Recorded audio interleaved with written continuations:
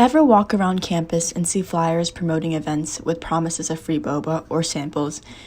Or have you ever convinced your friend to go on an impromptu trip with you to Cancun?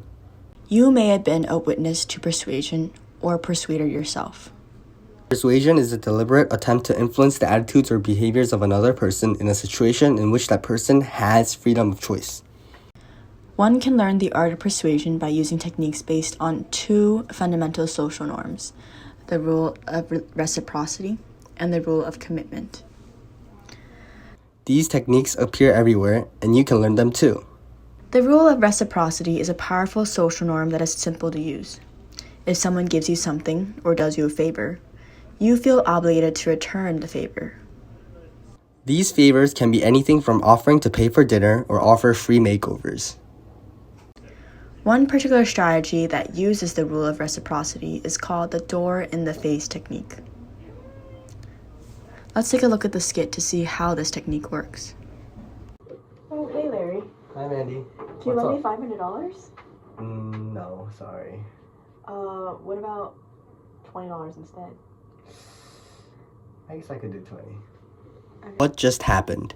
Mandy was initially reluctant to give me money, but I persuaded her otherwise. In this situation, Larry, the persuader, makes a large request that you're certain to refuse. But then after being rejected, the persuader, Larry, seems to back off and make a much smaller request. From your perspective, it appears that they have made a concession to you and are trying to be reasonable. This puts you in the position of reciprocating with a concession of your own. With this door-in-the-face technique, the persuader has reached a real goal of persuading you to agree with the smaller request. Another powerful social norm is the rule of commitment. Once you make a public commitment, there is psychological and interpersonal pressure on you to behave consistently with your earlier commitment. The foot in the door technique is one strategy that capitalizes on the rule of commitment. Let's take a look at an example through the skit. Hi, Mandy. Oh, hi Larry. Could you sign this petition for LGBTQ plus rights? Oh, yeah, of course. Thank you.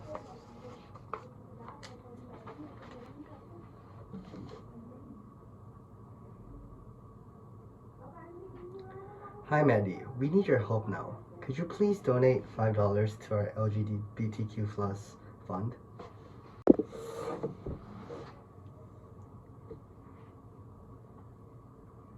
Oh, only $5?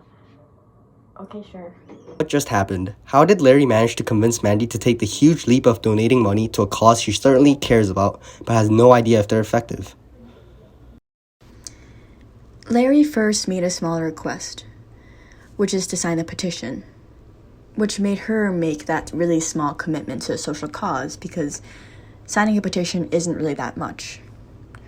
But then he asked for her to make a large commitment, which is the donation. Because of the earlier commitment, you feel psychologically pressured to behave consistently by now agreeing to the larger commitment. These techniques make saying no extremely difficult. You may have said yes to giving a campaign $50 despite only having $75 in your bank account. How can we stop making these impulsive and uncompromised decisions and protect ourselves from persuasion? Here are some techniques. 1. Give yourself time to sleep on it. Give yourself time for doubt or concerns to emerge. Additionally, give yourself the opportunity to re-examine who is coaxing you into this deal and whether it is deliberately trying to persuade or manipulate you. If the persuasion uses phrases like limited time deal today, the dealer may know that this deal is not good and is deliberately trying to ride on your impulsivity. 2. List all of the reasons why you should not buy the product or make a particular commitment. Arguing against the decision will help activate your critical thinking skills. It'll help you discuss important decisions with a friend who might be able to point out disadvantages that you have overlooked. And looking at something visually is just helpful and stimulating in looking at all the reasons. Finally, if you're in doubt, do nothing. If you feel that you're psychologically pressured into doing something, you probably are.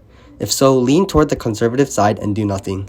You should take some time to think over, and you might be able to identify the sources of doubt.